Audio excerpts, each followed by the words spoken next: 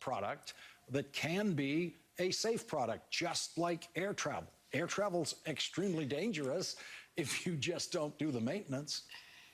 Well, I love the way Mr. Horowitz described this as a company that just kept going day after day. How can we make more money? How can we get more people hooked? How can we expand the content?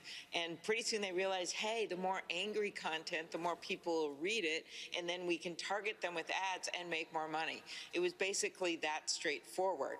But as he described, unraveling it and putting some safeguards on it for the rest of us is not so easy. And I would start with this.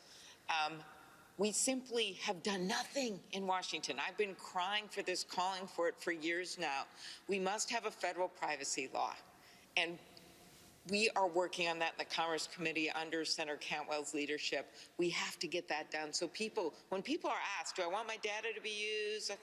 A lot of them say no. Apple knew that. They just asked 75% of their customers decided they didn't want to share their data. Number two, more stuff on kids, expanding the child privacy rules that are already in place, the law.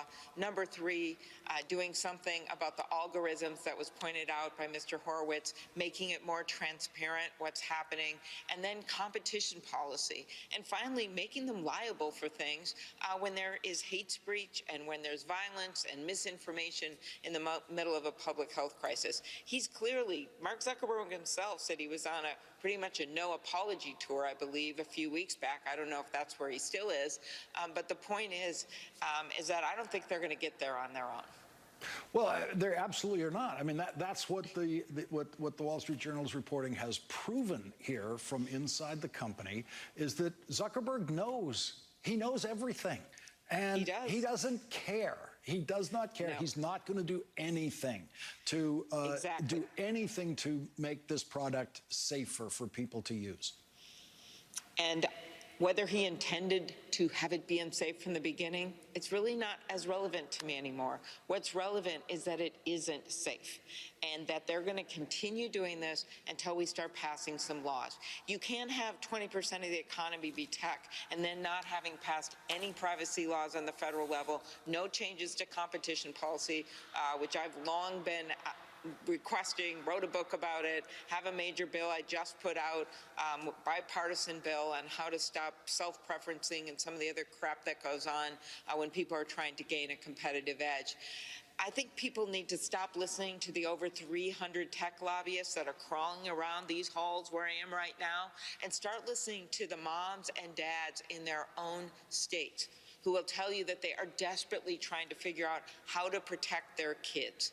And one way you do it with rules, the other way you do it is by allowing competitors in the marketplace and not letting Facebook buy everything so that you can have competitors that perhaps would have more safeguards for misinformation or protect kids more. That just isn't happening right now. Mark Zuckerberg said tonight that the Wall Street Journal's reporting and Frances Haugen's whistleblowing and supplying thousands upon thousands upon thousands of pages of data and information.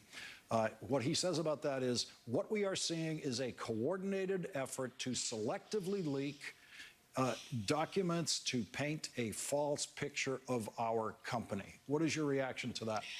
You know, I heard that tonight, and I thought, okay, first of all, I didn't even know this information was coming out. I was going on my own on this for years, trying to put in some rules of the road. I've talked on your show about it for political ads, trying to do something about all of the hate speech that was part of what led, and that's what the documents showed today on January 6th, the fact that they weren't doing anything. He claimed that they limited 96% of hate speech. His own researchers saying it was only 5%. So what this is the truth is coming out. At some point, the truth was going to come out. And then the question is, what do you do about it? And that's what I'm asking my colleagues. We're going to have another hearing on other platforms tomorrow in the Commerce Committee, and we will move forward from there. But we have to get something done now, Lawrence. Senator Amy Klobuchar, thank you very much for joining us tonight. Thank you. Thank you. And coming up, the January 6th committee is following the money